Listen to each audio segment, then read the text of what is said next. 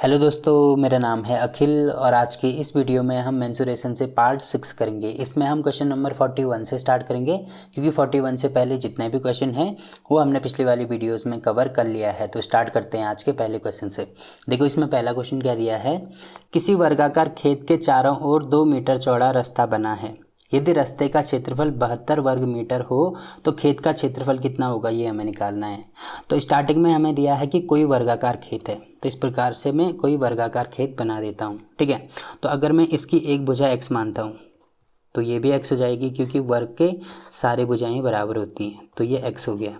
अब इसके चारों ओर क्या करना है, 2 मीटर रास्ता बनाना है।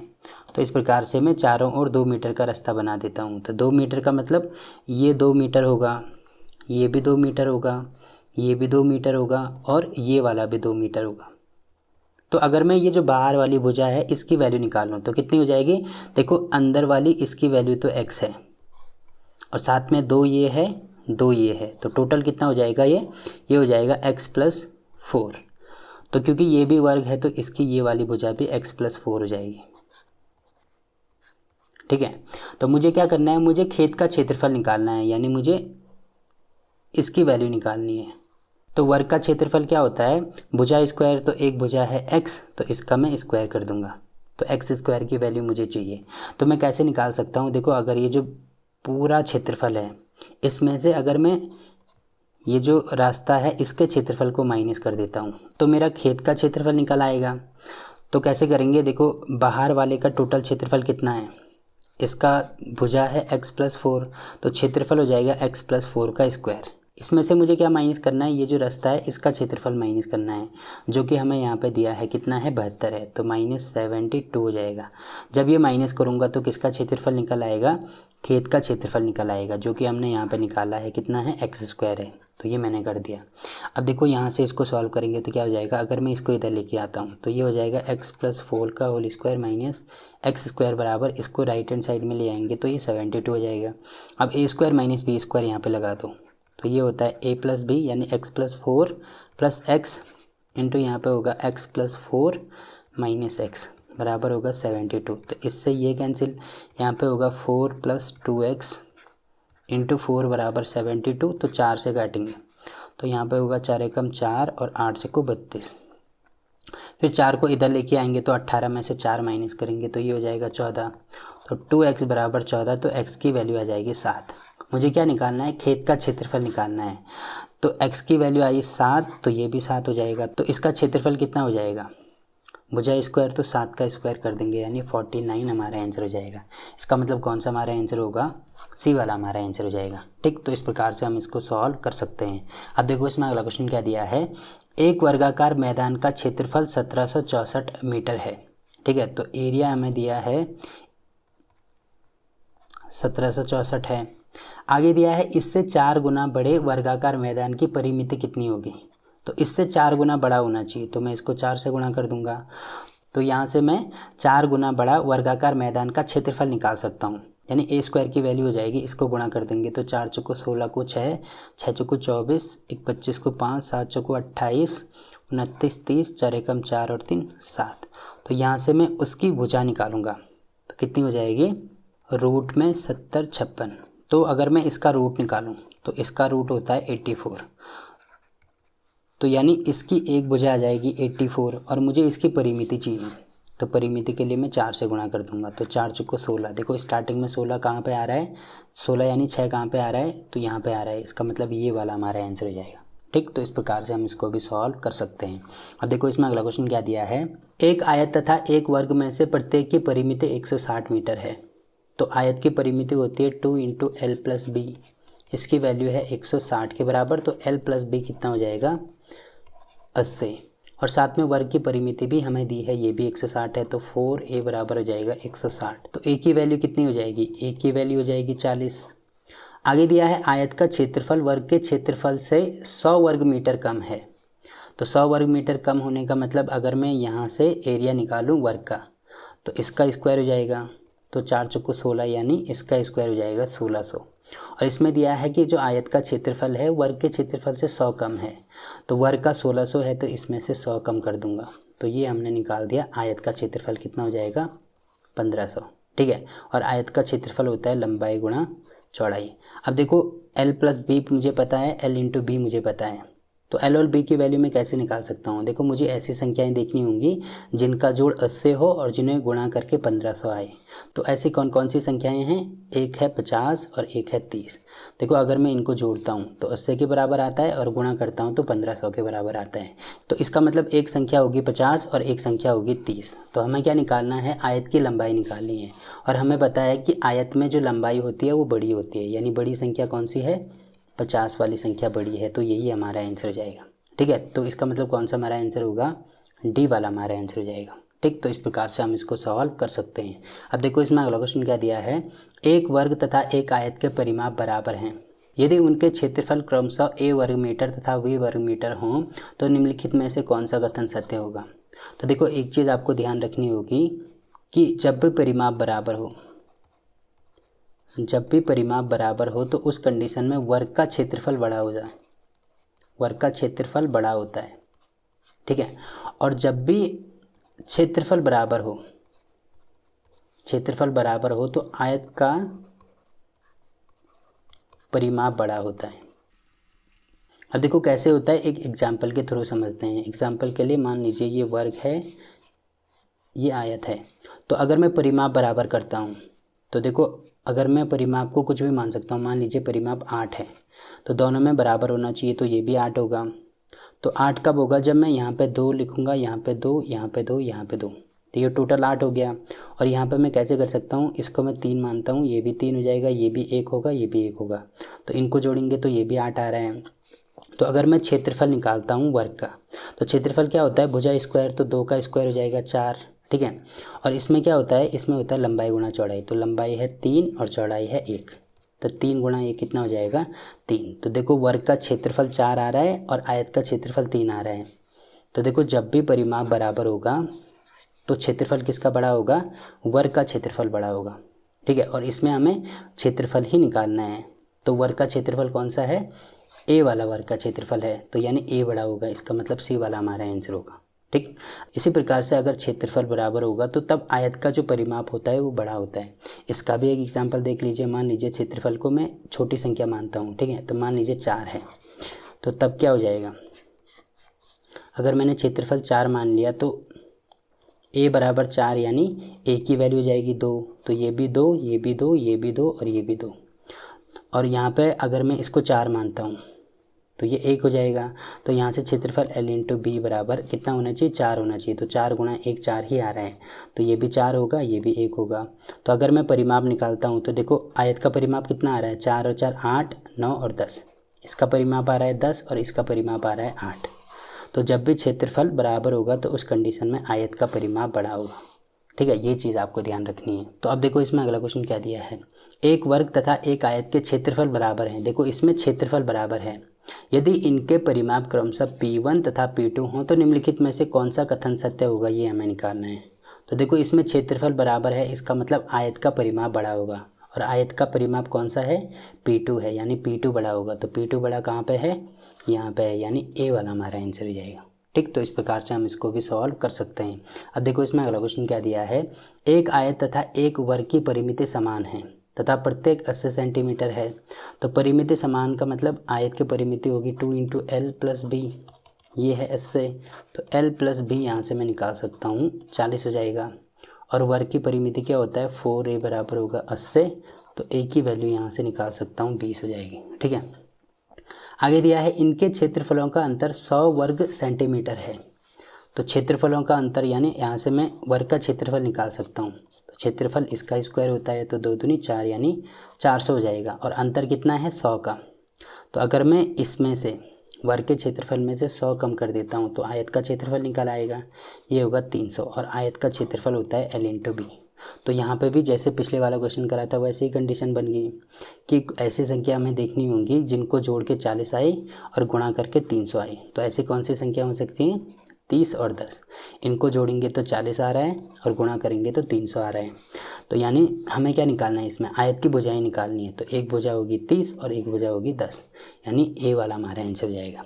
ठीक, तो इस प्रकार से हम इसको भी सॉल्व कर सकते हैं।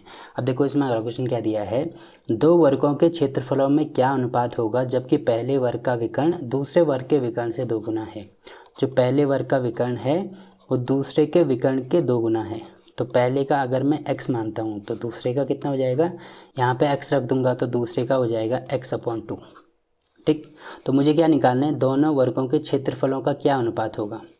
अब देखो इसमें विकर्ण दिया है, तो अगर हमें विकर्ण दिया हो तो वर्ग का क्षेत्रफल हम कैसे निकालते हैं, d² के द्वारा। तो इन दोनों का मुझे क्या निकालना है, अनुपात निकालना है। तो जो पहला विकर्ण है उसकी वैल्यू है x, तो यहाँ पे x रख दूंगा तो x² हो जाएगा, और दूसरे विकर्ण की वैल्यू है x/2, तो ये x/2 का होल स्क्वायर और बटे में 2 है तो 2 हो जाएगा। ठीक है, तो इसको सॉल्व करेंगे तो ये हो जाएगा x², ये 2 से 2 कैंसिल हो जाएगा, तो यहाँ पे होगा x², यहाँ पे हो जाएगा x²/4, यहाँ पे बीच में अनुपात का साइन है, तो x² से x² कैंसिल, इसका गुणा यहाँ हो जाएगा, तो ये हो जाएगा 4:1, यानी कौन सा हमारा आंसर हो जाएगा, डी वाला हमारा आंसर हो जाएगा। ठीक, तो इस प्रकार से हम इसको भी सॉल्व कर सकते हैं।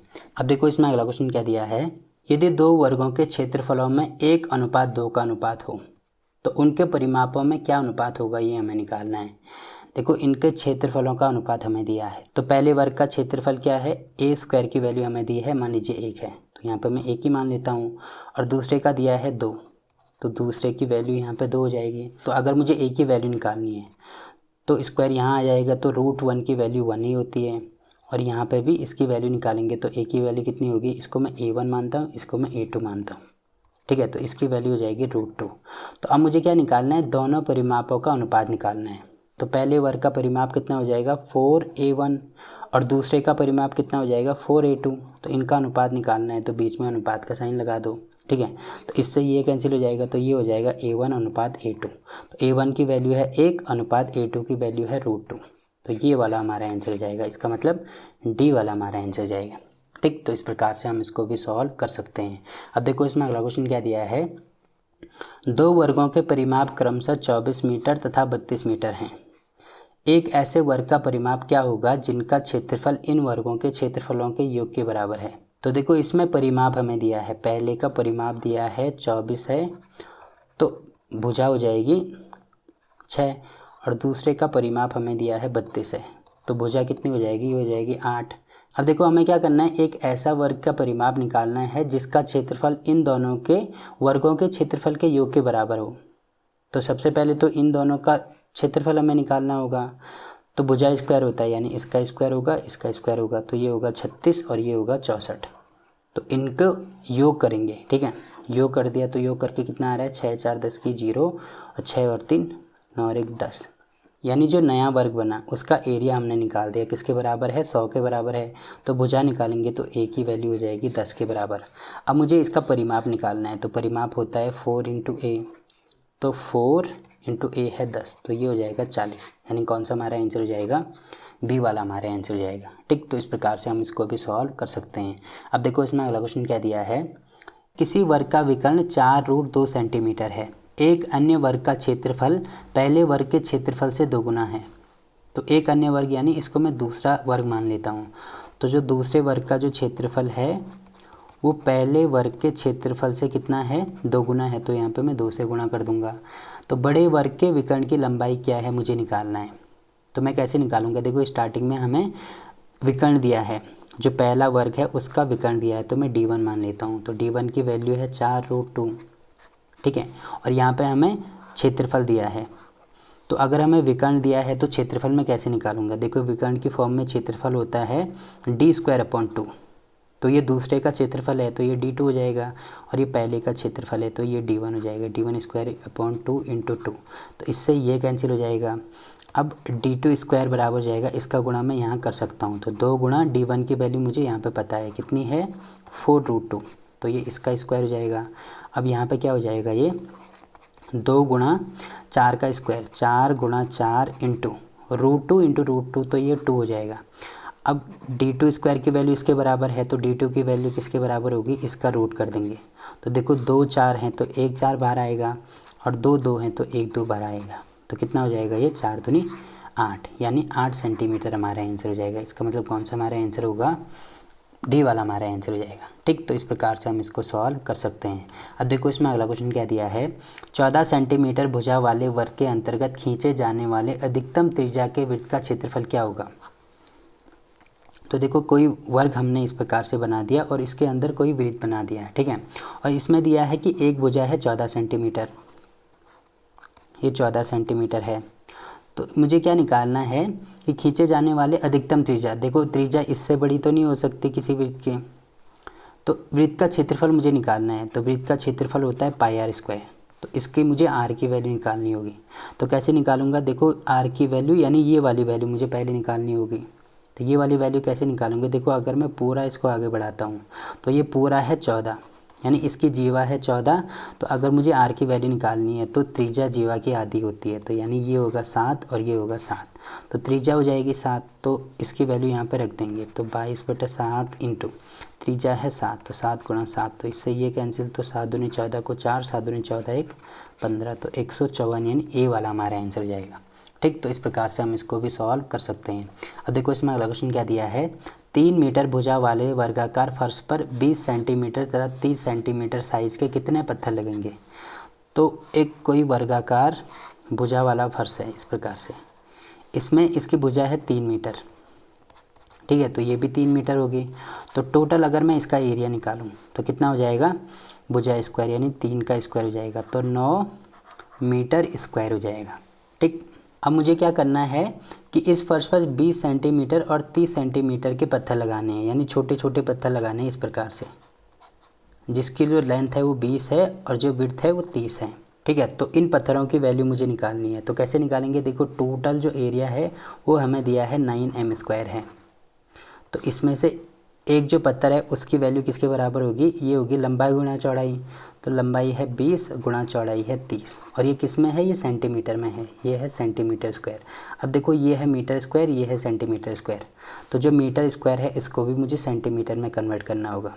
तो 1 मीटर बराबर होता है 100 सेंटीमीटर।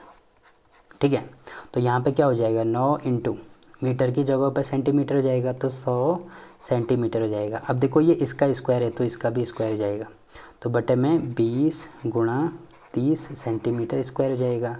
तो अब देखो ये स्क्वायर खोलेंगे तो यहाँ पे हो जाएगा 9 गुणा 100 इंटू सेंटीमीटर स्क्वायर बटे 20 गुणा 30 गुणा सेंटीमीटर स्क्वायर। तो इससे ये कैंसिल हो जाएगा, अब 2 जीरो से ये 2 जीरो कैंसिल, फिर 2 से इसको काट दो, ये हो जाएगा 50, 3 से इसको काट दो, ये हो जाएगा 3, तो 5 × 15 यानी 150 हमारा आंसर हो जाएगा। इसका मतलब सी वाला हमारा आंसर होगा। ठीक है, तो इस प्रकार से हम इसको सॉल्व कर सकते हैं। अब देखो इसमें अगला क्वेश्चन क्या दिया है, एक वर्ग तथा एक आयत के क्षेत्रफल बराबर हैं। तो वर्ग का क्षेत्रफल होता है a², आयत का क्षेत्रफल होता है l × b, ये आपस में बराबर हैं। ठीक है, आगे दिया है यदि आयत की लंबाई वर्ग की प्रत्येक भुजा से 5 सेंटीमीटर अधिक हो। तो आयत की लंबाई मैंने l मानी है, तो इसकी वैल्यू वर्ग की प्रत्येक भुजा यानी a से कितना अधिक है, 5 अधिक है, तो यहाँ पर मैंने 5 अधिक कर दिया। आगे दिया है आयत की चौड़ाई, चौड़ाई मैंने b मानी है, आयत की चौड़ाई वर्ग की प्रत्येक भुजा से, वर्ग की प्रत्येक भुजा यानी भुजा a मानी है, तो इससे 3 सेंटीमीटर कम है, तो 3 सेंटीमीटर कम कर दी। तो आयत की परिमिति कितनी होगी ये मुझे निकालना है। तो मैं कैसे निकालूंगा, l और b की वैल्यू सबसे पहले तो मैं यहाँ पे रख दूंगा। तो a² बराबर होगा a + 5 इंटू a - 3, तो ये होगा a² - 3a + 5a -5 × 15 बराबर होगा a²। तो a² से a² कैंसिल, ये जो -15 है इसको इधर लेके आएंगे तो +15 हो जाएगा, और यहाँ पे हो जाएगा 2a। तो a की वैल्यू यहाँ पे आ रही है 15/2। तो मुझे आयत की परिमिति निकालनी है, तो परिमिति होती है 2 × l + b। ठीक है, 2 × l की वैल्यू है a + 5 और b की वैल्यू है a - 3, तो 2 इंटू यहाँ पर हो जाएगा 2a + 2, तो 2 कॉमन ले लेंगे तो 4 × a + 1 हो जाएगा, और a की वैल्यू है 15/2, तो 4 × 15/2 यानी 17/2 हो जाएगा। तो इससे ये कैंसिल हो जाएगा, तो 17 दूनी 34 सेंटीमीटर हमारा आंसर हो जाएगा, यानी डी वाला हमारा आंसर होगा। ठीक है, तो इस प्रकार से हम इसको भी सॉल्व कर सकते हैं। अब देखो इसके जो बाकी के क्वेश्चन हैं वो हम अगली वीडियो में कवर करेंगे। तो वीडियो अच्छा लगा तो वीडियो को लाइक कीजिए, शेयर कीजिए अपने दोस्तों के साथ, और चैनल को सब्सक्राइब करना ना भूलें। तो मिलते हैं आपसे इसके अगले पार्ट में, तब तक के लिए बाय बाय।